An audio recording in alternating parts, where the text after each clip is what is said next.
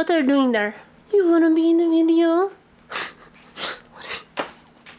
What is she up to? Yeah, I'm probably never gonna do it. Please, please. Obviously, besides being owned by my cat, it's not a secret that I'm also a fan of Nintendo. I mean, I'm not necessarily a boomer, but the Nintendo DS was with me for my entire childhood, at least when it came out and when I got it.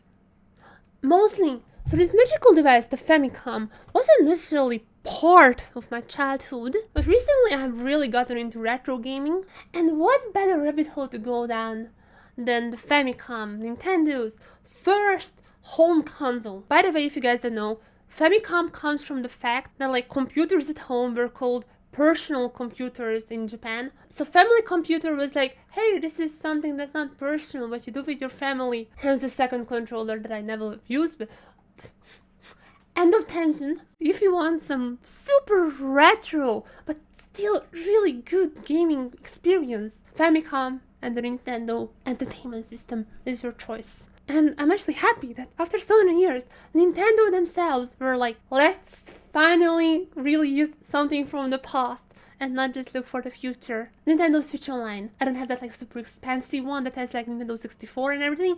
I have the one that has NES and Super NES, which I never played, so I'm not gonna get into that.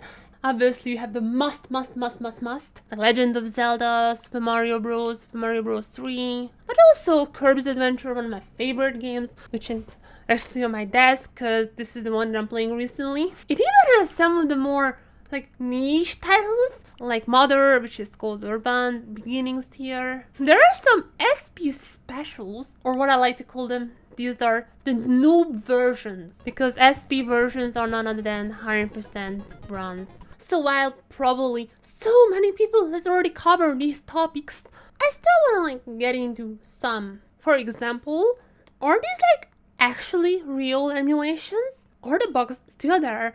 Are they like one-to-one exact copies of the games? And there is a very good way to find this out in none other than Super Mario Bros. 1. Right now I'm playing on the Switch, as you can see, and I want to do one of the more iconic, interesting, fun glitches in Super Mario Bros. Obviously, I'm talking about the minus world. It is not the easiest to do. I can't do this 100% of the time. I think I can do this though, as I just said this. There you go. So, I'm not gonna go into how exactly this glitch works. Smarter people than me have already covered it. But as you can see, this is the exact same minus world as the NES or Famicom version. And basically what that means is that the ROM that this thing actually runs on is the same. I died, that doesn't matter. Since this thing is very TLDR, loaded from like some junk memory something, it means this is the same one as the Famicom one. And just to show you guys, because yes, I can do this in a real console as well. So there it is, which is, now that I think about it, this thing has like hundreds of these games. Just, you know, like 2.5 cartridges. This is Famicom, this is the smaller one. The NES is like huge. Let's go into the Famicom. Now we are here at the same part. Again, it's not the easiest to do, but I did it. Okay, so this is the original Famicom, and now if you are going down to the minus world, this is where you guys are gonna see that this is the same as the Nintendo version. Yeah, I died again, but that's fine. That's fine. Here is a thing though. So you may think this is all good.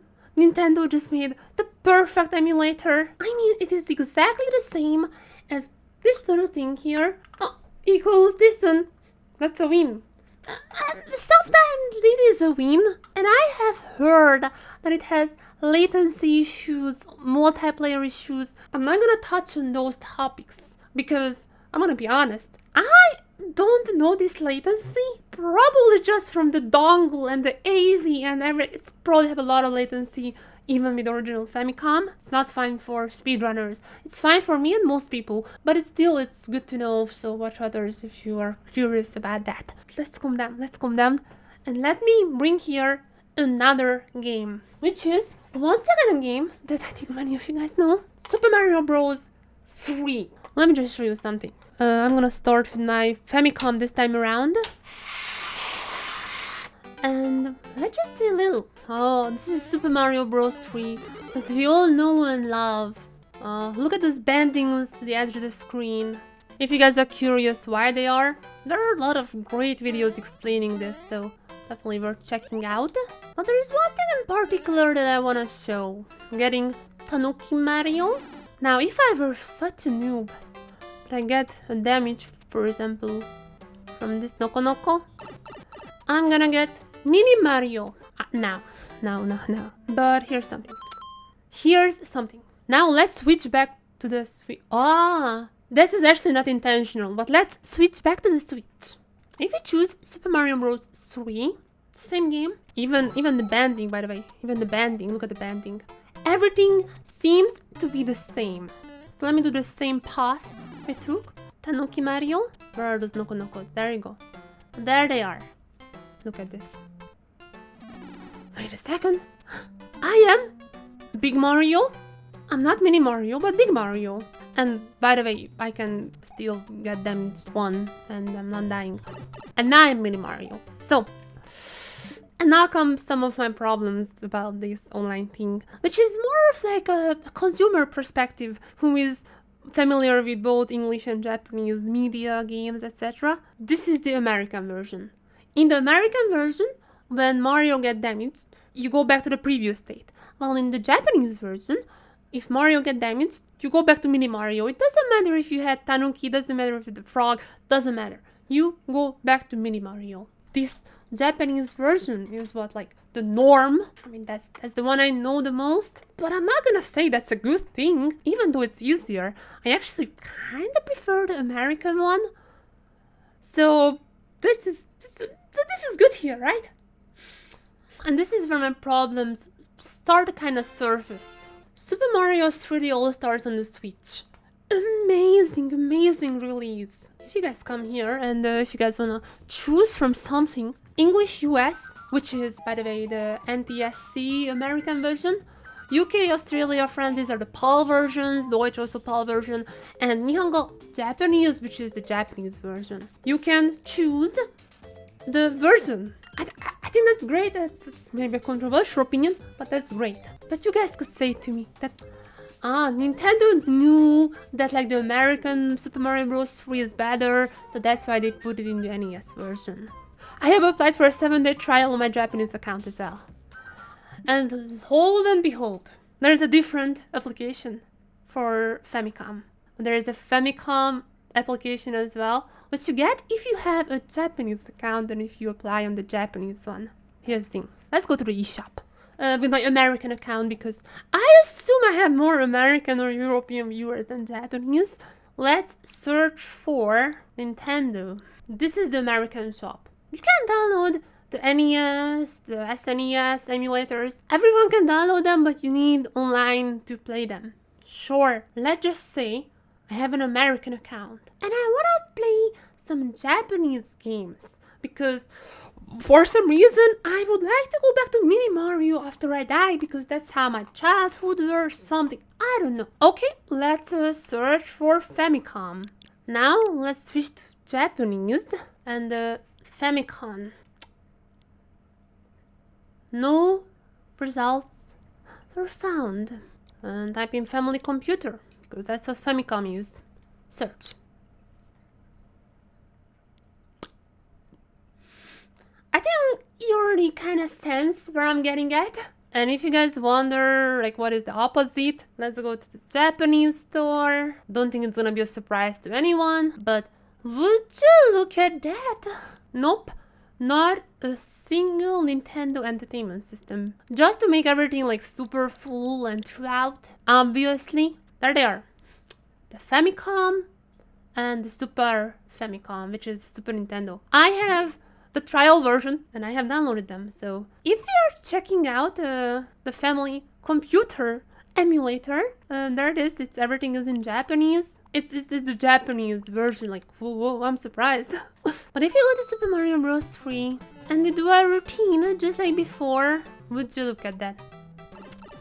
Mini Mario it is. And this is kind of like the spark in my head, and I started my thought process from here, and I am very, very sad. I'm not gonna look for all the differences because obviously it's using the Famicom splash art thumbnail kind of thingy. There are probably some differences in terms of games. I mean, I assume they have the same library of games. I assume. I just hate regional differences. Why can't I choose languages here? I just showed you Super Mario Bros. 3 is not the same game, and it actually has real life effect because one of the coolest glitches, I think, which is you can complete the game with like super complicated ways. One of the coolest glitches, in my opinion, is not working on the Japanese version. I could never do this on this cartridge because it's not working on the Japanese version. And obviously I can't blame Nintendo for like not having a glitch on one version and it has on the other. That's not the point. The point is I would love if I could play with both versions. And just one more thing. If you go back to the NES version, but here's my thing. What if someone wants to play like Hoshi o Miru Hito? I have never played that game, but what if I would want to play that game? It's awful. It's very awful. But like, what if I want to play that game still? Here's a better example. Actually, I have two better examples. What if I want to play Pachinko? I mean, it is a gambling game, but it is officially licensed, and it is a Nintendo game. So at one point they were fine with this. What if I want to play this? It's never left Japan, and Pachinko is not a big thing in America. But what if? What if? Or if you're saying that gambling is bad, Binary Land. This is such a good game. I love this game. This is actually one of the games when you have to think. It's not like in the other games you don't have to think, but like this is like actually just like moves your brain a lot. I think the goal of this service should be that people find new games as well. What if some games never left Japan? Where are those games? Or there is the other game, which is like the hardest game apparently, that I don't own, that I never played, that I don't know the name of, but... And it's not like they're on the Famicom version either. Kung Fu... What? Wait. Kung Fu Heroes? They translated Super Chinese to Kung Fu Heroes? Another reason why you should have the Japanese version here. Why did they translate Super Chinese to Kung Fu Heroes? Obviously, this whole rant is not as big of a deal as I'm making it to be. It's also for comedic effect, obviously, but somewhere deep inside me, I am somewhat frustrated. Like, I just don't get, why do you need more time to put Binary Land here? A game that's actually very simple, but as I said before, like it moves your brain, it's so good. Then, I don't know, pinball, because people have never played pinball, and that's where I'm gonna end this video on. I like this service. As I said before, I don't have the super expensive expansion pack. I just have like $3 a month or something, which is it's on the limit, which I'm considering fine. But for this library, it's like, I would say it's kind of okay. Yeah, I know there are a lot of issues if you like super dig deep into, and for speedrunners and like hardcore gamers, it is a bad service. I understand these. For me, as just a casual, very bad, but casual gamer, this is a good service. If I want to play Mario, if I want to play Zelda, just why Japanese games and why Binary Land, this is so